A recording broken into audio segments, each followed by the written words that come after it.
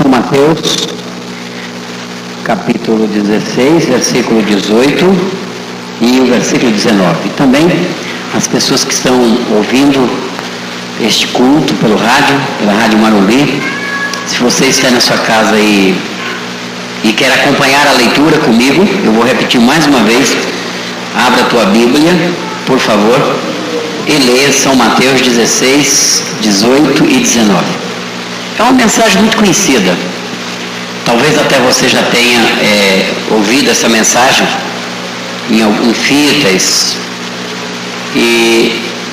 Mas é importante que a palavra de Deus, ela se renova em nós todos os dias. Amém? Eu sempre uso dizer o seguinte: alguns pregadores têm uma vaidade de dizerem assim: olha, eu nunca repeti uma mensagem. Outro dia estávamos conversando com alguns pregadores e aí surgiu exatamente esse assunto: quem repete mensagem? E um dizia: eu, graças a Deus, não. O outro, não. Aí perguntaram para mim, eu falei: pois eu repito. Depois que eu assumi, todo mundo assumiu o que fazia. O difícil é assumir, assim. O difícil é assumir. Depois assumiram que ocorria. Eu entendo o seguinte, que a mensagem, ela não é local. Uma mensagem é universal. A mensagem, às vezes, no meu caso, por exemplo, não sei no caso dos outros pastores, ou mesmo de outros irmãos que pregam, né? Mas no meu caso, às vezes me custa horas e horas e horas de preparação. Porque eu não tenho a possibilidade de chegar aqui e ficar na dependência de Deus me dar uma mensagem. Isso durante 18 anos que eu venho pregando, que sou pastor, ao longo de 18 anos, olha que 18 anos, talvez para muitos pastores que têm muitos anos de ministério, até mais do que a minha idade, não seja muito, mas para mim é uma jornada, é quase que a metade da minha vida. São 18 anos. Ao longo desses 18 anos, só me ocorreu 2 vezes de Deus me dar a mensagem na hora, só 2 vezes. Então, se eu ficasse esperando Deus dar na hora, eu já tinha que parar de pregar, porque, quer dizer, de 9 em 9 anos ele dá uma vez, eu só tinha que ter oportunidade de 9 em 9 anos, né? Então, não tinha condição de pregar. Então, durante esses 18 anos, só 2 vezes que Deus me deu a mensagem na hora. Uma vez foi no estado do Paraná, e isso foi acho que em 82, 83, tá? E há uns 3 anos atrás, na cidade de Brasília. Nessas 2 cidades, eu não tinha que pregar, já tinha pregado tudo que sabia lá.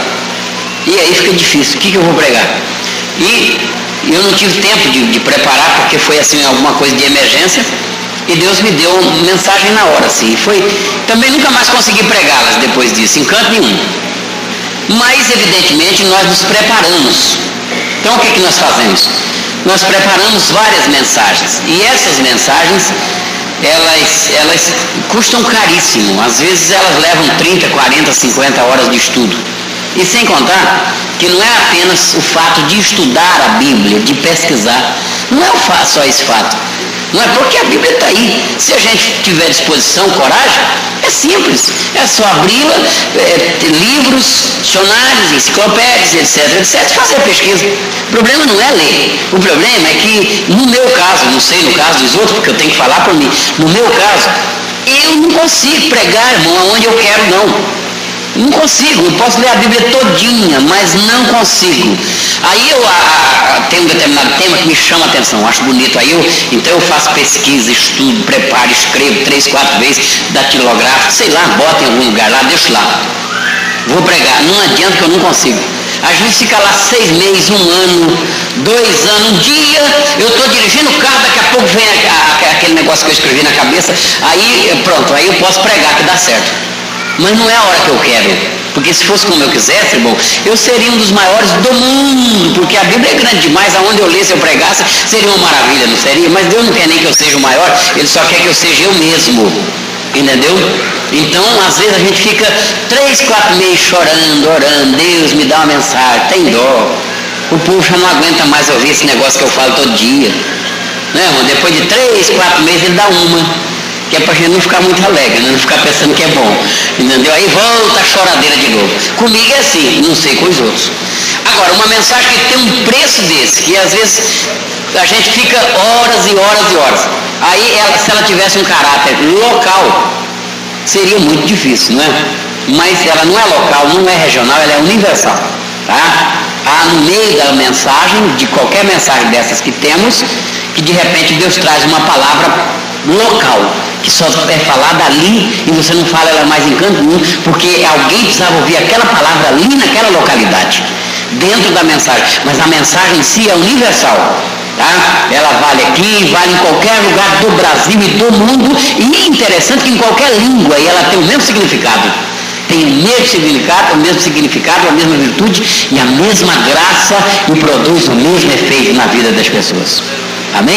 E eu espero que nessa noite, na noite que vem, e aí na última, que será o domingo, o encerramento, você seja abençoado através da palavra de Deus. Evidentemente isso depende muito de você querer lutar por isso e determinar a tua bênção. Você que está ouvindo através do rádio também, você pode agora parar de tudo que você está fazendo. Pare aí dos teus afazeres, das tuas ocupações, pare tudo e fique ligado ouvindo a palavra de Deus, porque Deus tem uma bênção especial para a tua vida também através da sua palavra, porque a palavra de Deus é vida. Vamos ler então São Mateus, vou repetir, 16, 18 e 19, que diz assim: pois também eu te digo que tu és Pedro, e sobre esta pedra edificarei a minha igreja, e as portas do inferno não prevalecerão contra ela. E eu te darei as chaves do reino dos céus, e tudo que ligares na terra será ligado nos céus, e tudo que desligares na terra será desligado nos céus. Amém? Só uma oração bem curtinha, fecha os teus olhos agora, por favor. Querido Deus, em nome de Jesus, nós acabamos de ler a tua palavra. Nós queremos abençoar a tua igreja agora mais uma vez, determinar a tua bênção sobre ela. As pessoas que estão lá do outro lado do rádio, ouvindo através do rádio este culto, esta mensagem, que elas também sejam abençoadas. Aquela que está triste, deprimida, angustiada, está chorando pelos cantos, desesperada, desenganada dos médicos, sem dinheiro, sem emprego, numa situação constrangedora, nós queremos determinar a tua bênção na vida dela, em nome de Jesus. Se conosco, Pai, em nome do teu Filho amado. Amém.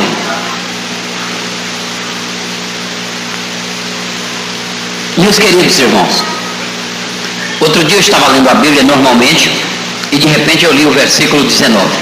Eu te darei as chaves do reino dos céus, e tudo o que ligares nos céus será ligado na terra. Tudo o que desligares na terra será desligado no céu, e tudo o que ligares na terra será ligado nos céus. Sabe que eu fiquei assustado e eu perguntei: Jesus, é verdade mesmo isso aqui? É verdade? O senhor tem certeza que isso é verdade? Porque às vezes a gente tem que falar assim meio sério com Deus, não é? Meio sério. Ontem mesmo eu estava dirigindo um culto quando tinha uma pessoa com uma certa doença e alguém se levantou e disse: não vamos orar porque depois do culto leva no médico, porque a medicina é uma bênção de Deus e tal. Eu fiquei com raiva daquele negócio, sabe, irmão? Porque eu disse: irmãos, Jesus parece que virou político, né? Político que promete a vida toda e não faz nada, é só prometendo. Jesus cura o cego, você vai, é música, é testemunho, que ele cura, mas é só promessa. Eu disse: vamos ver se Jesus não é político mesmo, se ele não fez só promessa, se ele faz mesmo. Aquela pessoa estava com hemorragia, soltando durante várias horas, soltando sangue pelas narinas, tá? Já tinha perdido muito sangue, está esperando terminar o culto para ir ao médico, não é? Eu disse: vamos ver se ele não é político, né? Ou ele faz, ou ele ficou só prometendo, porque a gente também fica só prometendo, né? Às vezes a gente abre o culto dizendo: hoje Deus vai abençoar. Quem abre diz assim: irmão, prepara aí no banco que hoje Deus vai abençoar. E vem o outro, canta, vou cantar um hino que hoje Deus vai nos abençoar. E o pregador termina dizendo: ele vai nos abençoar. Entendeu? Então aí eu disse: vamos ver se ele não é político, se ele faz mesmo. Eu não quero ir para o pronto-socorro. Eu disse: Jesus, se eu vou orar aqui, se essa irmã não parar de botar sangue pelas narinas, significa que Jesus está querendo que eu vá para pronto-socorro depois, que ele gosta de ver a gente sair de madrugada, com frio, feito louco, atrás de médico, pegar fila. Certamente ele gosta de ver os crentes sofrendo assim, fila de NPS, de madrugada. Se ele gostar, ele não vai curar, mas se ele não gostar, vai sarar. Quando terminou a oração, não estava saindo mais sangue. Pronto, porque ele não gosta, ele gosta de ver você abençoado. Eu falei para eles: eu não acredito que Jesus quer me ver na rua, depois das 10 da noite, numa cidade como São Paulo, um frio desse, ele quer ver eu na cama, dormindo. Por isso que ele vai curar ela, para não ter que levar ela para o hospital, entendeu? Então é mais ou menos assim que eu entendo que Deus faz no nosso meio, tá? Mas tem hora a gente fica pensando: Senhor, é verdade, tudo que a igreja ligar aqui na terra é ligado no céu, e tudo que a igreja desligar aqui é desligado no céu. É verdade mesmo? Bem, é claro que é verdade, porque a palavra de Deus, ela é fiel à sua palavra. Então vamos analisar. No versículo 18, ele diz a Pedro, se dirige a Pedro, diz: tu és Pedro, não é? Tu és Pedro, e sobre esta pedra, evidentemente, alguns religiosos atribuem a construção da igreja sobre Pedro, por causa do versículo 19, quando Jesus disse: eu te digo que tu és Pedro, não é? E sobre esta pedra, evidentemente, nós sabemos disso, temos consciência que as pessoas que assim imaginam estão totalmente erradas. A pedra não era Pedro, a pedra era Jesus, embora Pedro fosse uma pedra pequena. No termo grego que Jesus usou é muito claro, se referiu a ele como um pequeno fragmento de pedra. E no entanto, quando ele diz sobre esta pedra, ele fala de uma pedra grande que serve como base fundamental para a edificação de uma casa. E nós temos certeza, através da história bíblica, de que a pedra fundamental não foi Pedro, não foi João, não foi Antônio, não é Maria, não é José. A pedra fundamental em que a igreja está baseada, edificada, é Jesus Cristo. Aleluia! Do Gênesis ao Apocalipse, nós temos textos na Bíblia, história, que falam de pedras e apontavam para Jesus. Vamos lembrar algumas. Por exemplo, o capítulo 28 do livro do Gênesis conta-nos a história de Jacó. Quando ele saiu de casa com um problema sério. Os senhores já ouviram essa história? Ele havia enganado o pai e roubado a bênção do seu irmão Esaú, e o Esaú, quando soube do prejuízo, não é, já tinha vendido o direito de primogenitura a ele há anos atrás, e agora acabava de perder a bênção de família para o Jacó. O Esaú decidiu matá-lo. Então o Isaac e a esposa chamaram o Jacó e disse: olha, é melhor você ir embora, porque o teu irmão está pretendendo matá-lo, e se ele te matar, nós vamos perder, a família estará destruída, porque você está morto, e evidentemente ele será morto também, até porque era um costume da terra, quem tirava a vida de alguém seria também morto. Eu teria que desaparecer, de qualquer forma a família estaria destruída, não é?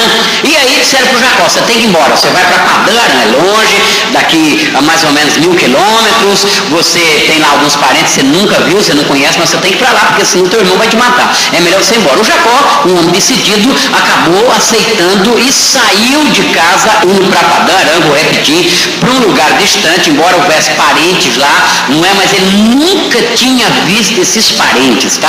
Ele deixou lá a casa do pai, da mãe, onde ele foi criado, o convívio da família, e saiu em direção a Padã Aram, uma região deserta, muito pior, não é? Geograficamente falando, do que a região onde ele morava com os pais, tá? Eu sempre digo o seguinte: o pior problema do homem é o problema de família, tá? É um problema de família. Quem já passou por isso há de convir comigo, porque quando você tem um problema lá no emprego, tudo bem, você está trabalhando, há dificuldade, mas você está feliz. Bom, a hora que terminar o meu horário aqui, se você bate cartão, se você marca a conta, você diz: bom, marca meu ponto, bate meu cartão, eu vou para casa alegre, que chegar lá em casa, minha mulher, meus filhos estão me esperando, e eu vou para descansar a noite toda manhã, eu estou com as energias recompostas, estou refeito. Começa outro dia, o problema está tudo bem. Se você tem um problema na rua, você não vê a hora de dar hora de você voltar para casa, porque você largou o problema na rua. Agora, quando o problema é em casa, como voltar para casa? E todo mundo tem que voltar para casa, porque o melhor lugar da vida de um homem e de uma mulher é a casa dele, por mais simples que seja, entendeu? Eu digo para os senhores que eu viajo muito, e às vezes os irmãos que nos hospedam bem, porque eles pensam até que a gente é rico, entendeu? Então tem aquela preocupação. Quando é um lugar que não tem hotel, que eles mandam a gente para a casa do irmão, eles procuram a casa do irmão mais rico. Cidade do Norte, Nordeste, por exemplo, eles mandam sempre para a casa do prefeito, entendeu? Que a melhor casa da cidade é do prefeito. Então eles botam a gente na casa do prefeito, tá? Não é verdade? Às vezes tratam um hotel 5 estrelas, ou que não seja 5 estrelas, mas muito bom, tratamento especial. Mas, irmão, a gente não vê a hora de voltar para casa. Tem gente que pensa assim: pastor, o senhor deve morar numa mansão lá em São Paulo, né? Entendeu? Um casão tremendo. Eles nem imaginam onde eu moro em São Paulo, entendeu? Eles nem imaginam. Ele fala São Paulo porque está dentro, né, da região, né? Entendeu? É mais ou menos assim, não é verdade? Mas a gente quer voltar, porque a casa da gente é a casa da gente. Agora, quando você tem um problema em casa, é uma situação constrangedora, porque você precisa voltar, mas você, às vezes, não se sente bem, é difícil, o problema está lá, você sabe que está deixando um monte de problema na rua e que vai encontrar outros que existem lá. O caso do Jacó era assim, era praticamente uma situação das piores. Ele estava com um problema de família, e problema de família é o pior na vida do ser humano. Ele estava indo para um lugar que ele não conhecia ninguém, havia parentes lá, mas ele não conhecia esses parentes. Ele não tinha dinheiro, porque a Bíblia diz que depois de caminhar a uma longa distância, cansado, ele se deitou no relento. Se ele tivesse dinheiro, não tinha dormido no relento. Entendeu? A situação para o Jacó estava feia, tá? Uma situação feia, problema de família, triste, constrangido, entendeu? Deitou-se no relento, colocou uma pedra por baixo da cabeça, e a Bíblia diz que naquela noite ele teve uma visão. Ele viu uma escada cujo topo chegava nos céus, Deus estava acima da escada, e os anjos de Deus subiam e desciam, e se levantou e disse: Deus está nesse lugar, é a casa de Deus, é a porta do céu. Veja bem, mesmo diante de uma situação das piores que um homem pode enfrentar, o Jacó ainda conseguiu ter visão de Deus. Sabe por quê? Porque a pedra que ele colocou debaixo da cabeça apontava para Jesus Cristo. E quando se tem Jesus como a base fundamental da nossa vida, não importa o problema, mesmo na pior situação, o crente não perde a visão de Deus, não perde a noção das coisas de Deus, porque Jesus é a base principal da vida dele. E aí ele continua vitorioso. Aleluia! Temos outro exemplo também de pedra apontando para Jesus no capítulo 4 do livro de Êxodo, quando o Moisés vinha de Midian com a esposa e os filhos para ir libertar Israel da escravidão, e a Bíblia diz que numa determinada parte do caminho Deus encontrou um dos filhos de Moisés e quis matá-lo porque ele não estava circuncidado, e a Zípora, a esposa de Moisés, tomou uma pedra, circuncidou seu filho, e a Bíblia diz que Deus se desviou dele, ou seja, Deus que estava indo para matá-lo, então Deus mudou de ideia, Deus desistiu de matá-lo. Aquela pedra apontava para Jesus Cristo.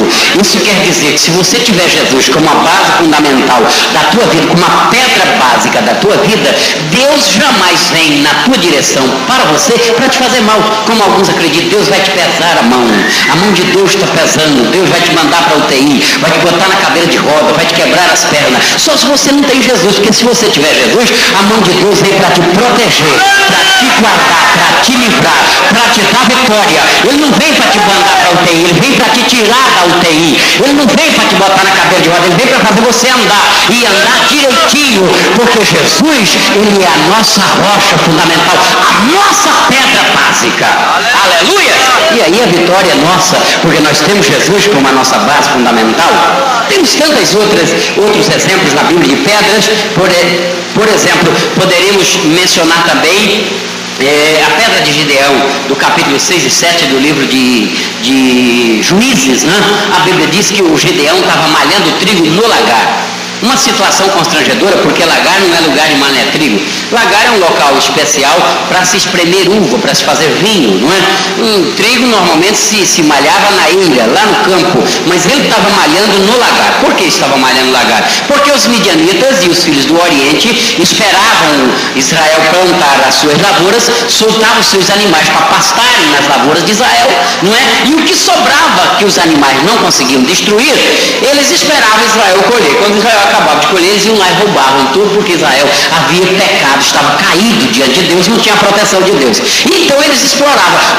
O Gideão plantou o trigo, sobrou, os animais não destruíram. Na hora de malhar o trigo, eu não sei o que ele fez, ele deve ter colhido escondido a hora que ninguém viu. O Gideão que era definido, ele deve ter imaginado: o demônio não vai levar o meu trigo. Se o diabo está pensando que vai tomar o meu trigo, ele está enganado, entendeu? O meu ele não leva, eu dou um jeito, eu me viro, mas o meu trigo não. É assim que o crente tem que pensar, entendeu? O crente tem que pensar desse jeito: o diabo não vai me atrapalhar, ele não vai me impedir, a vitória é nossa, é minha, é tua, aleluia. Ele pode roubar quem ele quiser, nós ele não vai roubar. Aleluia! O Gideão, se o meu ele não leva. E aí foi malhar trigo lá no lagar, pegou, colheu escondido, desceu lá no lagar, está malhando o trigo, está batendo lá o trigo na pedra, debulhando, sei lá a maneira como ele estava trabalhando, mas a minha versão diz que ele estava malhando o trigo, não é? Estava lá, entendeu? De repente o anjo do Senhor diz: Gideão, varão valoroso, o Senhor é contigo. Eu entendo vendo, irmão, que o Gedeão não levantou nem a cabeça, ele estava malhando, do jeito que ele estava malhando, ele continuou, entendeu? E revoltado. Quando o anjo disse, o Senhor é contigo, varão valoroso, ele de cabeça baixa, malhando, ele falou, se o Senhor é comigo, por que eu estou nessa miséria? Se o Senhor é comigo, cadê as maravilhas que ele fez no Egito? Dizem que ele abriu o mar vermelho, que ele choveu pão do céu, que ele tirou água da rocha, adoçou água com madeira, entendeu? Dizem que ele abriu o mar vermelho, que ele fez tanta coisa, e agora eu estou malhando trigo aqui no lagar, com medo desses endemoniados, desses midianitas, desses filhos de Oriente. Se ele é comigo, cadê ele? O anjo gostou, Deus olhou e disse, é desse rapaz que eu preciso, é desse tipo de gente que eu preciso. Vai nessa tua força, Gideão, e livrarás Israel. Aleluia. Vejam bem, Gideão era um rapaz inconformado, ele não era aquele tipo de crente que o mundo está desabando na cabeça dele, ele está falando, manda mais, Senhor, manda mais, o crente tem que sofrer mesmo, tem que ser provado. Ele não, irmão, isso é masoquismo. Eu também não penso assim, entendeu? Eu acho o seguinte, que o crente é aprovado, mas prova tem medida, porque aquela prova que você entra no dia que vira crente e só sai no dia que morre, não funciona, entendeu? E Deus te prova hoje, mas tem que te abençoar amanhã. Aleluia! Agora o mundo está desabando na cabeça do camarada, ele está mandando mais, Jesus, pode mandar que eu aguento. Eu não, eu digo, para com isso, Jesus, não aguento mais. Aleluia! Você tem que ser inconformado, entendeu? Você não pode ser murmurador. Tem gente que fala, o irmão está reclamando, murmurando. Não, murmurar e reclamar não. Aí Deus não aceita não. Como que é murmurar e reclamar? O camarada fala, eu não aguento mais, se o Senhor não me abençoar, eu não venho mais na igreja, eu não dou mais oferta, eu não estou aguentando mais, eu estou saindo fora. Aí não funciona com Deus, entendeu? Aí não funciona. Para Deus você tem que falar, Senhor, eu não aceito essa situação, eu reprovo, eu não quero, eu determino a tua bênção em nome de Jesus, eu não quero sofrer mais, eu estou cansado, Senhor, isso para mim não, assim para mim não dá, e tem que falar, eu não aguento mais, Jesus, não dá mais, o Senhor tem que me abençoar, e dizer, agora tem uma coisa, se o Senhor não me abençoar, não adianta, porque daqui não sai, daqui ninguém me tira, não vou embora, não te largo, não te deixo, não te troco, daqui não saio, eu não presto, mas eu te amo, e acabou a história, e aí Deus vai te dar vitória, aleluia. E assim que era o Gideão, inconformado, mas perseverante, malhando o trigo dele, se o Senhor é comigo, por que eu estou nessa miséria? Tem gente, irmão, que sofre, e quanto mais sofre, mais gosta. Ah, que maravilha, né? Eu sou uma pessoa que outro dia eu encontrei um irmão lá no estado do Pará, falou, pastor, Deus me chamou para sofrer. Eu tenho 35 anos de sofrimento. Olha, irmão, eu não acredito num Deus assim, irmão. Um Deus que está sentado num trono de glória, com uma orquestra de serafins acima da cabeça dele, cercado de querubins, entendeu? Com todo o poder e glória, entendeu? Você, filho dele, sofrendo aqui embaixo, ele lá do trono olhando, falando, é isso mesmo, você tem que se arrebentar mesmo, eu quero que você sofra. Que Deus é esse, irmão? Eu creio num Deus que quando você diz, Deus está doendo a minha barriga, ele corre para te ajudar, para te socorrer. Jeová Xeri Andará Araia, Jeová Xeri Bedeg Andará. Aleluia, nesse Deus que eu creio. O crente passa dificuldade, passa, mas uma hora isso tem que acabar e você tem que ser abençoado. Você tem que determinar. Aleluia. O Gideão era assim. Se o Senhor é comigo, por que eu estou nessa? E o anjo falou, vai nessa tua força e livrará Israel. Aí quando o anjo falou assim, ele levantou a cabeça, porque ele era inconformado, mas humilde. Porque tem um inconformado boçal, exaltado, né? Quando ele está sofrendo, ele fala, eu não mereço, eu tenho sido santo, eu tenho 40 anos que sou fiel, faz 20 que eu nunca desviei, nunca, desde o primeiro dia. Agora se for o irmão fulano, tudo bem. Aí ele é meio fraco, agora aí não funciona também. Tem que ser inconformado, mas humilde. Quando o Senhor falou, você vai livrar Israel, ele falou, eu não tenho condição. Ele não tinha condição de exercer uma posição importante, né? Veja bem, mas não aceitava aquela situação, por outro lado também era humilde. Ele sabia que ele estava pagando um preço ali caro, mas que ninguém era responsável, a não ser ele mesmo. Cada um é responsável pelos seus problemas, não é? E o Senhor, se você vai livrar Israel, ele disse, não tem condição, porque eu sou de uma família pequena, minha tribo é pequena, sabe como é que é a minha família no meio do povo de Israel, não tenho condição. E o Senhor disse, olha, eu vou transformar os midianitas como se fossem um só homem, entendeu? Não é você que vai crescer, Gideão, é os teus inimigos que vão diminuir, entendeu? Às vezes a gente tem uma vitória grande, a gente fica pensando, mas sou eu mesma, mas eu estou forte. Não é que você é forte, é que o diabo não é de nada, irmão. Ele é tão pequeno, não é você que é grande, ele que é pequeno. Entendeu? Venci o problema que não é você que é grande, é o problema que é pequeno, entendeu? Aleluia. E também é o nosso Deus que é grande, e Ele está em mim, está em você, está em nós, e a vitória é nossa pelo poder do nome de Jesus. Quantos podem glorificar o nome de Jesus agora? O Gideão tinha uma qualidade interessante. O Gideão, ele era inconformado, mas ele não era incrédulo, sabe? Ele não era incrédulo, não era desconfiado, ele era prudente. Olha o que ele falou para o anjo, falou, Senhor, se é tu mesmo, vamos fazer um negócio, o senhor fica aqui e não saia, até que eu venha. Ué, irmão, que camarada atrevido. Não é verdade? Você já pensou você falar para Deus assim, senhor, fica aí, não vai embora não, que até que eu volte. Esse é o Deus que eu creio, sabe? Não é aquele soberano com a barba longa, assim, sentado num trono enorme, com um cajado comprido, dando cacetada na cabeça dos outros. Vou te quebrar a perna, seu rebelde, seu miserável, você não vale nada. Não, é um Deus que aceita dialogar, conversar. O senhor fica aqui, eu vou, e o senhor não vai embora até que eu venha. E Deus falou, pode ir que eu espero.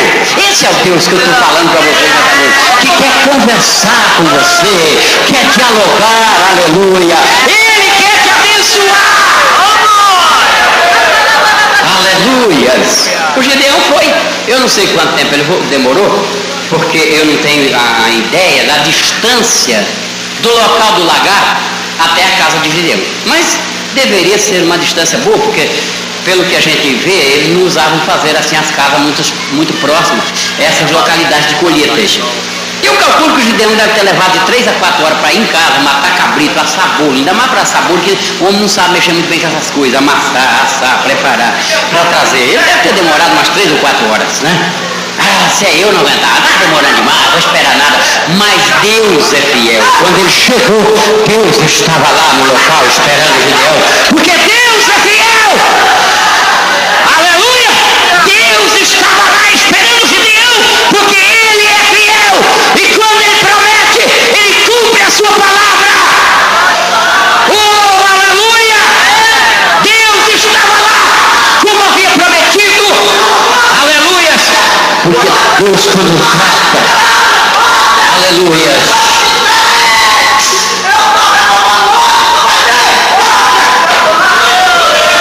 Aleluia. Aleluia. Deus quando trata, irmão, Ele é fiel.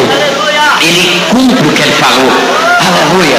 Por um outro lado, como eu disse, não quer dizer que o Gideão fosse incrédulo, desconfiado ou rebelde. Ele queria estreitar o relacionamento dele com Deus. Aleluia. Porque é importante essa questão de relacionar-se com Deus. Relacionar-se com Deus. Às vezes nós temos que estreitar o nosso relacionamento com Deus. O Gideão podia simplesmente, quando o anjo falou aquilo tudo dele, ele falar, tá bom, Senhor, eu estou indo livrar Israel, estou emocionado, aleluia. Não é assim que acontece com a gente, irmão? É desse jeito, né? Que Deus fala com a gente, eis meu servo, que eu vou te abrir uma porta, irmão. A gente fica pensando na maior do mundo. Às vezes é tão pequenininho que você passa arranhando de lado, mas não é que Deus é essa mesmo, passa nessa apertada, porque vai ter uma mais larga logo na frente, irmão. Mas passa na apertada, vai em frente. Deus quer estreitar o relacionamento contigo. Aleluia. Tu tem que perguntar, Senhor, é tu mesmo? Eu vejo obra, por exemplo, obra de Deus. Todo crente, eu sempre uso brincar que o povo que mais gosta de viajar no mundo é crente. Camarada, antes de ficar crente, ele nunca saiu da cidade onde ele mora. Virou crente, irmão, ele já começa a viajar. Primeiro, quando ele chega, ele tem comida de graça, tem irmãos para hospedar ele, dorme, vai numa festa para lá, outra para cá, a igreja aluga não é? E normalmente aquelas primeiras profecias para a gente, eis meu céu, prepara a mala, porque eu vou te enviar para bem longe. As primeiras profecias para mim foi assim, eu já vi para muita gente. Eis que você vai para além das fronteiras, né? Aí ele pensa que a fronteira é a fronteira do município com o outro. Ele arruma as malas, passa a vida toda com as malas arrumadas, tentando passar a fronteira e não passa. Fica triste, mas Senhor, tu prometeu. Prometeu nada, irmão. Às vezes você tem que conversar com Deus, estreitar o diálogo. Olha, o Gideão, se é o Senhor mesmo, tu fica aí, não sai, espera eu voltar. Eu quero ver esse negócio de, o Senhor está me mandando, como é que é isso? Eu não preciso, vamos conversar, peraí, Senhor, vamos conversar. Deus quer conversar, irmão. Deus quer conversar. Eu tenho cuidado na hora de conversar com Deus, porque eu estou conversando com Deus. O Senhor mesmo. E Deus não ficou com raiva dele, não. O Senhor mesmo. E Deus não ficou com raiva dele, não. Porque ele queria estreitar o relacionamento dele com Deus. Não é? Eu, por exemplo, tenho um Napa 315, ou 515, acho. Eu vou cantando ele até uma altura. Tem umas alturas que eu paro de cantar. Aí volto de novo. Aquele negócio para se lá para o deserto, Jesus me quer mandar, eu não canto. Eu não canto, porque para ir para o deserto, irmão, eu posso até ir, mas eu vou ter que conversar muito. Senhor, manda uma fulana, tem outro aí, deixa eu aqui na cidade mesmo, entendeu? Eu posso até ir para o deserto, mas eu não vou cantar assim, lá para o deserto, mandar, não, peraí, Senhor, aí eu não canto. Porque eu posso até ir para o deserto, mas vamos conversar primeiro.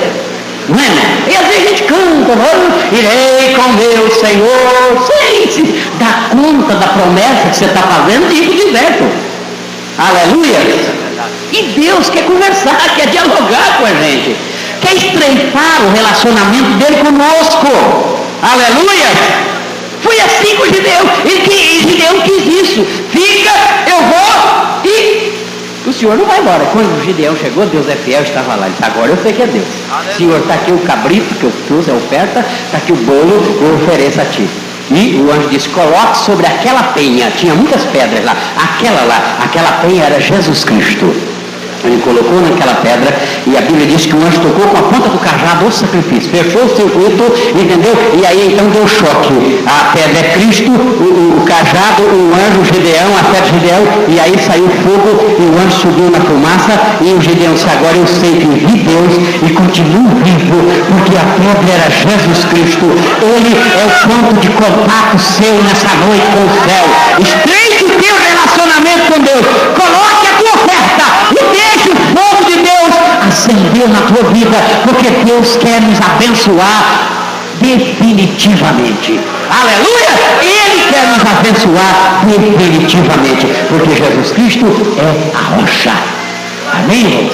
Teríamos tantas outras, eu só vou falar de mais uma, porque tem tantas, tantas, mas eu vou falar de mais uma, a pedra de Sansão. Mas pastor, nunca vi na Bíblia que tinha pedra de Sansão, e nem vai ler porque não tem mesmo. Sabe o que tem na Bíblia?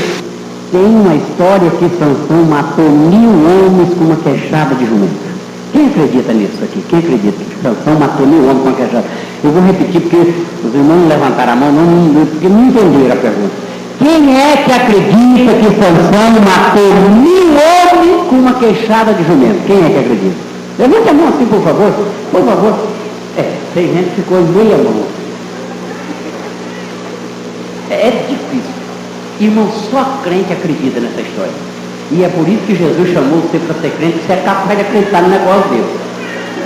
Você é capaz de acreditar que Deus fez. Agora pensa bem, o Sansão matando 1000 homens com uma queixada. A Bíblia diz que ele estava numa certa região. Geograficamente era um vale. Surgem os filisteus para matá-lo. Ele matou 1000, mas não tinha só 1000, não, tinha milhares e milhares de filisteus, diz a Bíblia, lá no vale. A história diz que havia mais de 20.000 homens do exército dos filisteus que vieram para pegar Sansão. Entendeu? Então não era só 1000 não, tinha mais de 20.000. Sansão matou só 1000 porque os outros correram. Quando eles viram Sansão no vale, vamos pegá-lo, vamos pegar ele agora, vamos acabar com ele. O Sansão pegou um jumento, porque a minha versão diz que a cabeça do jumento era novinha, porque Deus não gosta de nada velho, usado que o diabo usou. Entendeu? O Sansão arrancou a cabeça do jumento na hora, morreu, ali tirou. Milhares de homens vêm vindo na direção dele. Olha o que o Sansão faz, irmão. O Sansão, com uma queixada de jumento, desafia aqueles milhares. Ei, vem me pegar, seu filisteu! Vem me pegar! pensaram, ele é doido, ele está com queixada de jumento e querendo brigar com esse tanto de homem. Não é coisa de crente. Às vezes o crente, irmão, ele está arrebentado, entendeu? Ele está só pó, como diz o ditado por aí, entendeu? Quando o diabo chega perto dele, ele diz, posso tudo naquele que me fortalece. Diabo!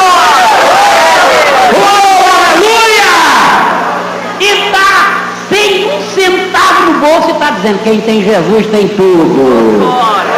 Aleluia. Ele está doente, morrendo, e fala, não, eu não estou com essa doença, isso não é minha não, isso não é minha, Jesus. É desse jeito que tem que ser mesmo. A vitória do crente está nesse negócio de você estar sempre por cima. Ele nos fez assentar nas regiões celestiais. O diabo fala, não é possível que esse camarada ainda está me desafiando. Eu já derrubei uma vez, eu já bati a cara dele no chão, ele levanta, bate o pó e fala, diabo, eu posso todas as coisas, entendeu? Jesus não me deixou, está comigo, eu vou vencer, sou vencedor, sou mais que vencedor. Aleluia! Eu sempre digo que o crente tem que fazer igual o Paulo, ser inteligente para orar. Para Jesus você vira aqui no cantinho e fala, miserável homem que sou. E para o diabo você fala, posso todas as coisas naquele que me fortalece, diabo. Aleluia. É mais ou menos assim. O Sansão com a queixada de jumento, ele não estava com a metralhadora. Se ele tivesse com a metralhadora, essas modernas, que dá não sei quantos mil tiros aí por minuto, tudo bem, podia ter lá milhares, mas ele podia então apontar a metralhadora e começar a atirar. Evidentemente que eles pegariam ele. Pegaria ou não pegaria? Ele poderia matar lá 200, 300, mas antes que todos morressem, pegariam ele. As balas iam acabar uma hora e iam pegar ele com uma metralhadora, mas ele não tinha metralhadora, ele tinha uma queixada de jumento. E por que venceu? Sabe por quê? A Bíblia não diz, mas a história paralela, a tradição diz o seguinte: quando eles desafiam os 20 mil para a briga, ou mais de 20 mil, eles disseram, ele enlouqueceu, ele é doido, nós vamos pegar lá agora. E eles vieram na direção do Sansão, e o Sansão começou a recuar. Ele foi recuando até uma rocha que tinha atrás dele, alguns metros de distância. Ele foi recuando até aquela rocha da história. Quando ele chegou naquela rocha, sabe o que aconteceu, irmão? Ou que já estava acontecendo, havia uma fenda enorme naquela rocha. Entendeu? E o Sansão veio recuando e entrou recuando na fenda da rocha. Então veja bem, ficou dentro da fenda, rocha da direita, rocha da esquerda, rocha embaixo, rocha em cima, rocha na retaguarda, só ficou a brecha aberta do tamanho dele aí. Aí não deu outro, irmão. Os filisteus iam chegando, ele só ia batendo na cabeça da queixada de jumento. Em nome de Jeová, em nome de Jeová, em nome de Jeová. Eles tiravam um, ele matava o outro. Entendeu? Aí quando ele matou mesmo, vamos largar de mão que vai acabar todo mundo. Porque ele estava na rocha. E a rocha é Jesus Cristo. Aleluia.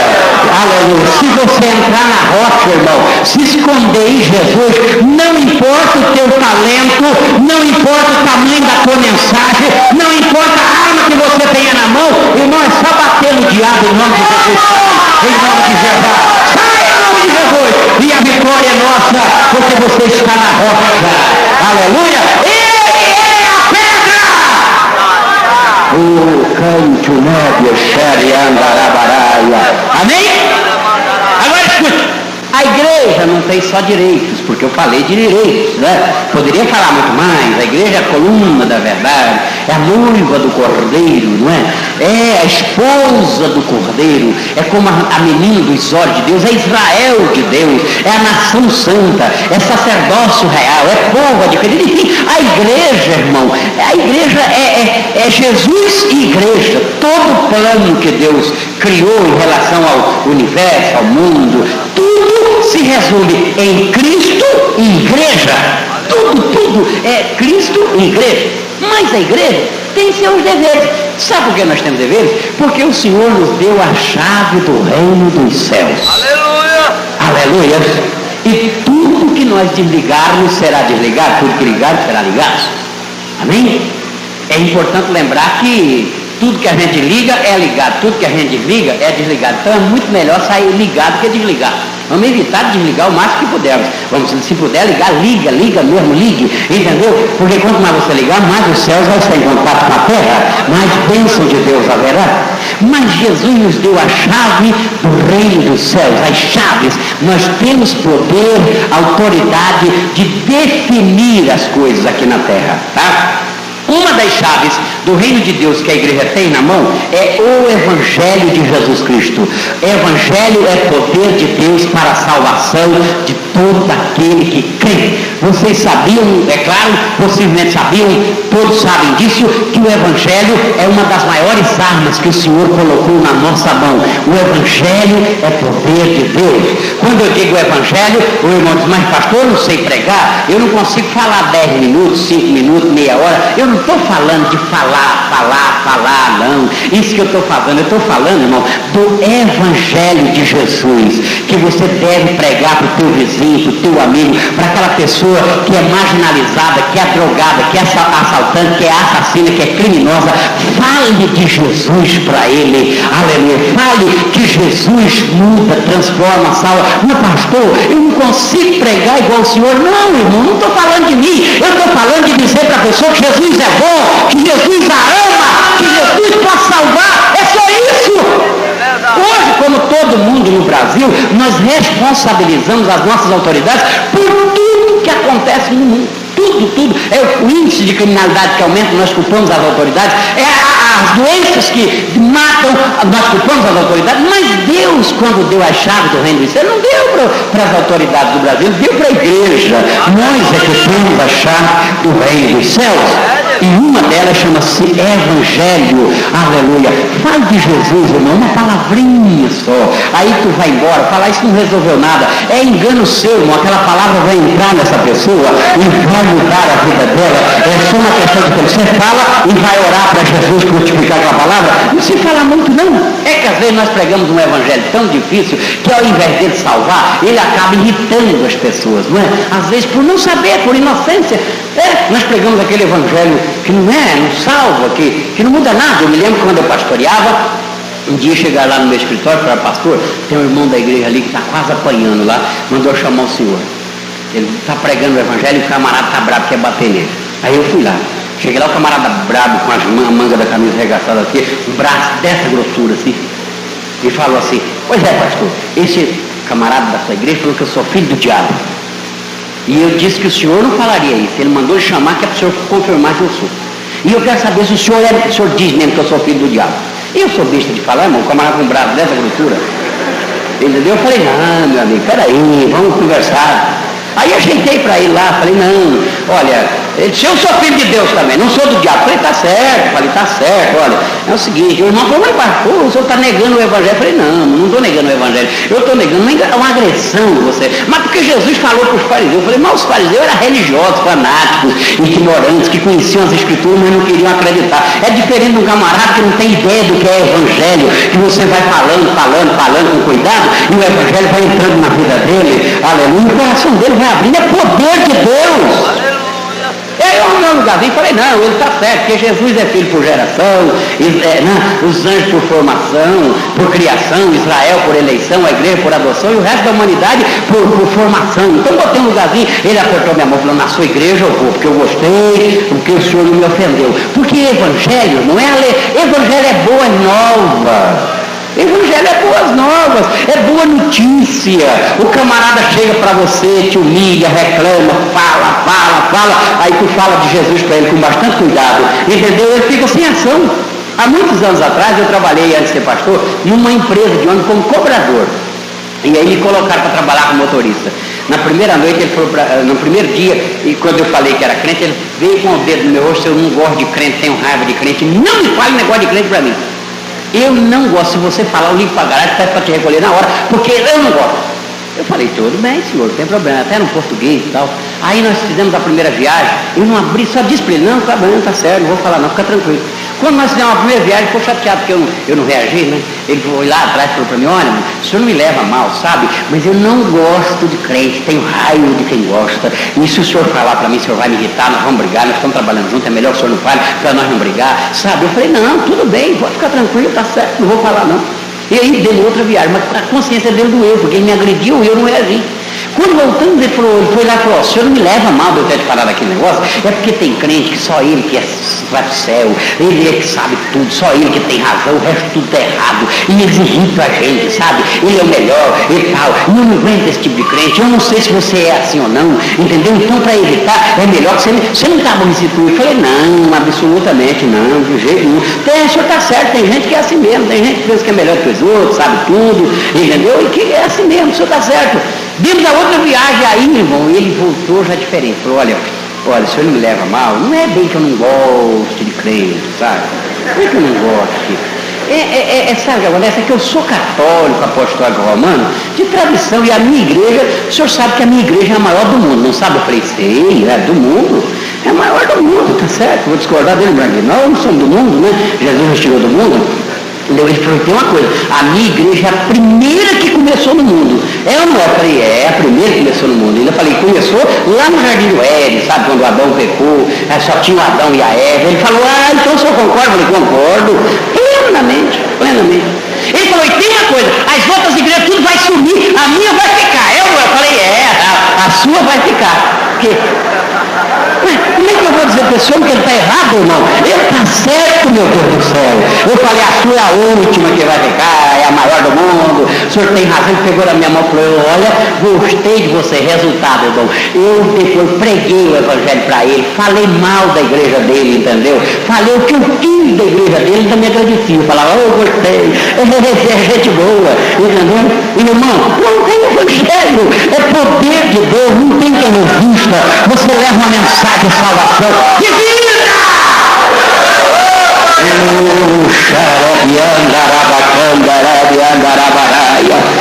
Prega o evangelho. Agora tem gente, irmão, que às vezes vai pregar o evangelho, coitado, acaba com a pessoa, né? Pega lá, sangue de Jesus te repreenda, Satanás.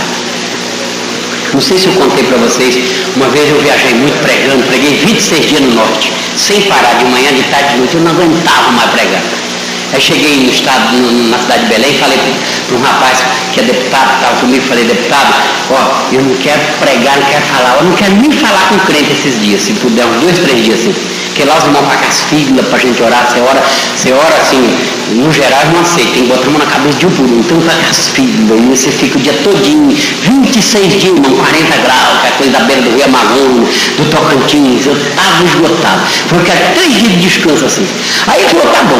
Aí eu tinha que ir no aeroporto mudar a data do bilhete, eu falei, eu vou no aeroporto, ele falou, quer que eu mando o motorista levar o senhor? Eu falei, ele é crente? Ele falou, eu falei, então deixa, eu vou de ônibus. Falei, é só entrar no carro, ele vai perguntar, quem cair casou, entendeu? Que dia que Jesus vai voltar. Então eu falei, não, eu quero descansar. Aí fui sozinho. Peguei um ônibus até o centro da cidade, mas o itinerário do ônibus tinha mudado para o aeroporto. Aí eu não sabia mais como é que ia. E aí tinha um rapazinho assim, eu falei para ele, meu filho, você sabe que hora, qual o nome do ônibus que vai para o aeroporto? Ele falou, olha, eu vou pegar o ônibus. É só o senhor ficar aqui do meu lado e o ônibus que eu entrar se orienta do que é esse aí. E estava querendo começar a chover lá no Pará, aquela chuva que dá toda tarde em Belém. Lá chove toda tarde, um dia mais cedo, um dia mais tarde, mas chove. E chove assim 1 hora, 40 minutos, mas é torrencial. Chove que molha tudo que encontrar pela frente. E quando nós entramos no ônibus, a chuva estava começando a cair. E ele educadamente me ofereceu a poltrona da lateral, eu sentei e eu olhei para ele e falei, olha, não sei como é que vocês aguentam essa chuva aqui toda tarde, né? Porque chove toda tarde, como é que vocês aguentam? Ele olhou para mim e falou, o senhor sabe quem manda a chuva aqui toda tarde? Eu disse, não, ele falou, é Deus. Ele disse, é Deus que manda e o senhor não tem que achar ruim, porque se o senhor achar ruim com Deus, o senhor vai para o inferno, porque Deus é assim. Irmão, ele acabou comigo. Ele não deixou tempo para me falar, não, eu também sou crente, mas não deixava, porque o senhor está brincando com Deus, o senhor pensa que o senhor é o quê? O senhor tem que se humilhar debaixo da mão de Deus. O senhor está agindo como filisteu. Irmão, eu desci uns 3 pontos antes do aeroporto, porque eu não aguentei ele. Eu pensei, meu Deus, se eu que sou crente não aguento o evangelho dele, e os coitados dos descrentes, como é que vai aguentar? Evangelho é boa nova, é boa notícia, é você levar uma mensagem de esperança, de fé, aleluia, que entra e transforma a vida. E não precisa se agradecer a cumprir. Não. O camarada chega, reclama da sorte, você fala para ele, Jesus te ama, ele quer transformar, ele é bom, ele é maravilhoso, ele vai entrando, irmão. Eu não sei se contei uma história que eu li uma certa feita no livro, de um pastor que passou numa cidadezinha e encalhou o carro lá no atoleiro. Ele encalhou o carro no atoleiro e de repente, irmão, ninguém ajudava ele, na poça de lama. Na cidade interior, ninguém ajudava, quem vai botar? Ele não podia dirigir e empurrar ao mesmo tempo. De repente, viu um bêbado cambaleando pra lá e pra cá. Aí ele pediu ajuda, o bêbado entrou na lama, se lameou tudo, empurrou o carro, pegou. O pastor falou para ele: o senhor é um homem bom, ninguém me ajudaria a tirar o carro da lama, só o senhor mesmo. Por que o senhor bebe? Ele falou: porque eu sou viciado, pastor. Eu bebo mesmo, se eu não beber, eu morro. Eu levanto de manhã, senhor, tremendo. Então eu já tenho que beber, que é para parar de tremer. Então não adianta. O senhor nunca tentou largar? Já tentei. A minha mulher já fez garrafada, me deu água benta, já rezaram por mim, fizeram missa, terço, prendeu os padres, o marido, trabalhando. Não adianta. Sabe, ele bebe porque gosta. O pastor falou: pois eu vou ensinar um remédio para o senhor não vai beber mais. Ele disse: não adianta remédio, sabe por quê? Porque eu levanto amanhã de manhã, quando eu levanto já tremendo, eu já saio em direção ao boteco, porque o dono do bar lá perto de casa já deixa um copo assim no balcão, porque eu sou o primeiro freguês. Então eu já deixo no jeito que eu chego dele para tremer. Então não tem jeito desse remédio, então não tem problema não. Você levanta amanhã de manhã e a hora que você começar a ir para o bar, você vai dizendo assim: em nome de Jesus eu não bebo mais, em nome de Jesus eu não bebo mais. Pode ir para o bar, não tem problema, mas vai dizendo: em nome de Jesus eu não bebo mais. Diz a história que ele levantou no outro dia, com aquela ressaca tremenda, lavou o rosto, já com vontade de beber tremendo, disse: eu vou tomar primeiro. Quando ele botou o pé na porta, ele falou: o remédio que o pastor me falou. Ele falou: mas ele falou que o remédio era o nome do homem, mas eu não lembro mais o nome do homem. José não é, Antônio não é, Sebastião não é, o nome do homem. Eu disse: mas ele disse que o nome do homem era tão poderoso que não importa o nome do homem, que importa o nome, que importa é o nome do homem, entendeu? Que ele disse que era grande. Aí ele começou a dizer: em nome do homem que o pastor me falou, eu não bebo mais. Em nome do homem que o pastor falou, eu não bebo mais. Diz a história que antes de ele chegar no bar, a vontade de beber já tinha desaparecido. Entendeu? Dias depois o pastor passou na cidade, ele viu o pastor de longe e gritou: pastor, como é que era o nome do homem?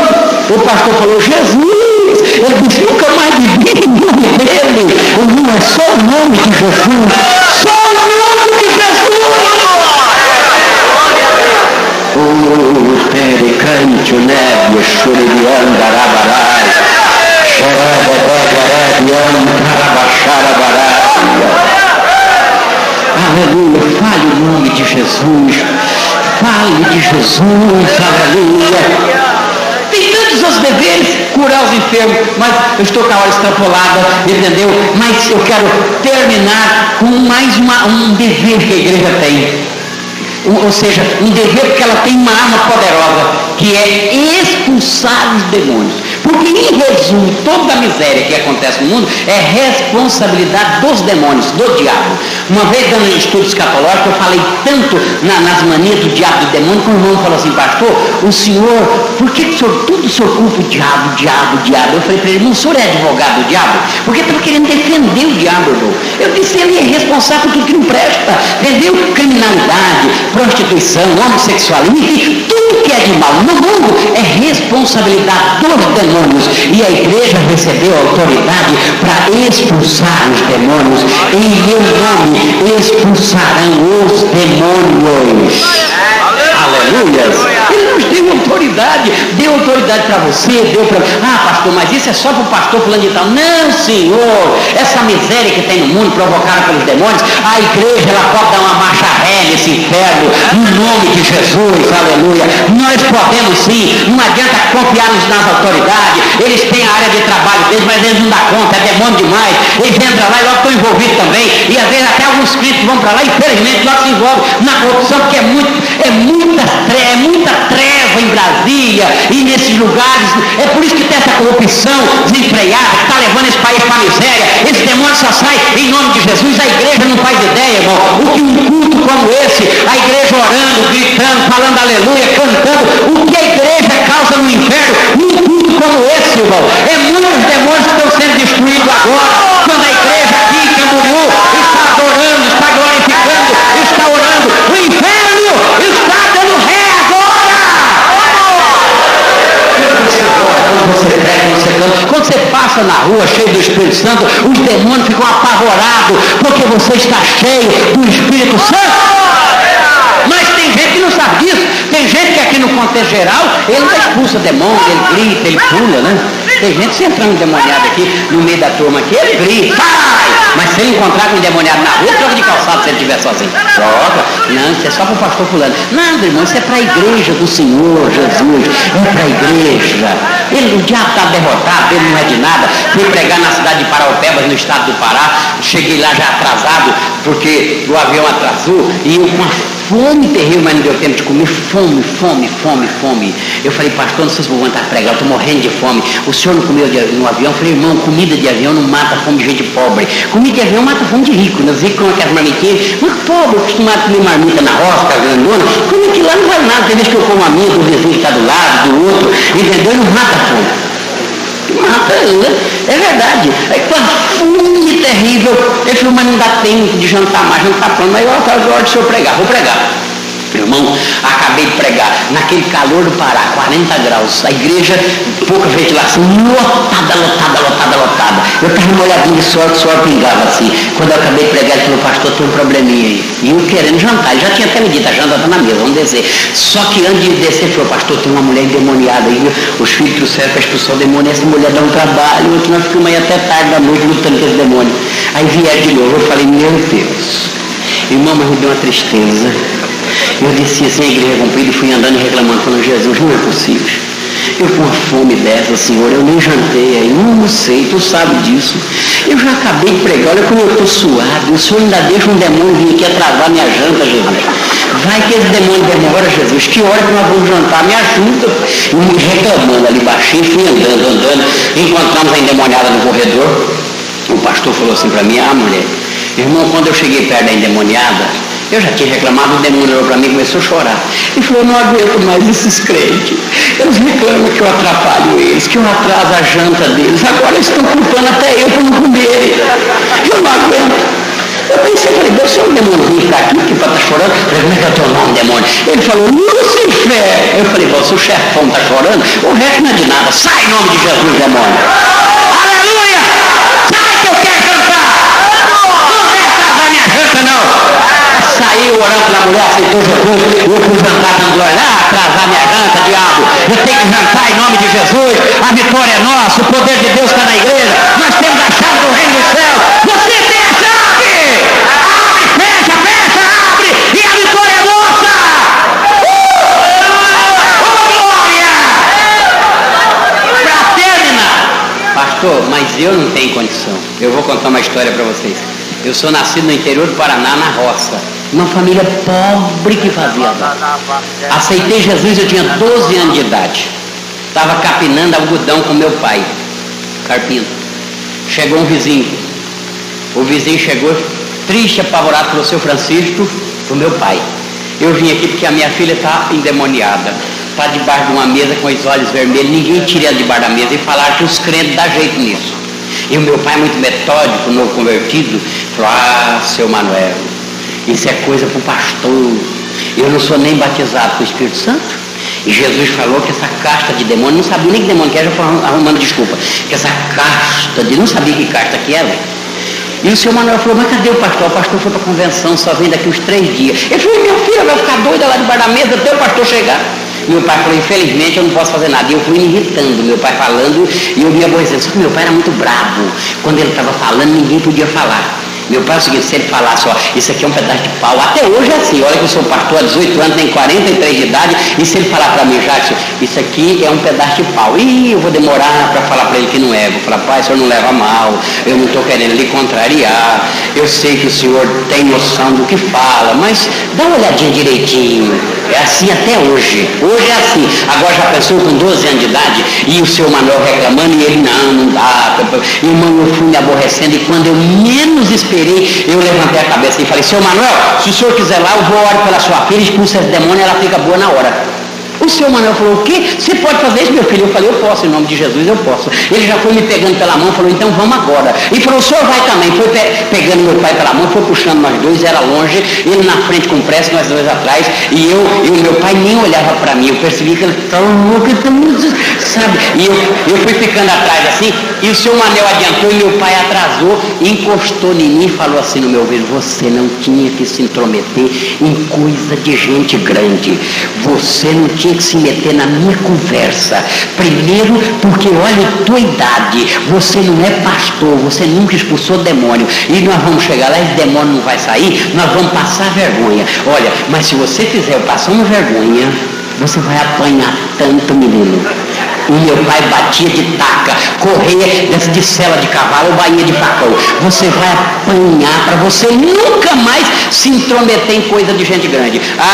Quando ele falou isso, irmão, aí juntou a fé e o medo. Eu falei, agora ele sai mesmo em nome de Jesus. Primeiro porque Jesus é Senhor. Segundo que eu não vou apanhar por causa de demônio, coisa nenhuma. Juntou a fé e o medo. Chegamos lá na casa, a menina estava debaixo da mesa, eu botei a mão na mesa e ele falou para mim, expulsa, meu pai. Olhou para mim, agora expulsa. E eu fui botando a mão na mesa e fui gritando, sai demônio, no nome de Jesus. Era fé misturada com medo. Se ele não sai, eu passo vergonha e ainda pulo. Então tem que sair, ué. Tem que sair. Sai em nome de Jesus. A moça caiu. Quando caiu, meu pai falou, e agora? Não quem disse, o que você vai fazer? Eu peguei pela mão, arrastei ela debaixo da mesa, falei, levanta em nome de Jesus, chamei ela pelo nome, ela olhou para mim e disse, Jackson, o que está acontecendo comigo? Eu falei, você quer aceitar Jesus? Ela disse, eu quero. Caiu ajoelhada chorando, a mãe disse, eu também quero, o pai também quer, o irmão também quer, toda a família aceitou Jesus como Salvador.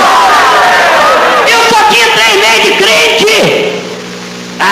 Mamãe, aí eu fiquei grande, voltei assim, querendo que meu pai falasse alguma coisa. Até hoje ele não me falou sobre isso aí. Até hoje. Mas que ele aprendeu que o Senhor nos deu a chave do reino do céu. Não importa, irmão, quantos anos de frente você tenha. Não importa a tua credencial. O que importa é que você pertence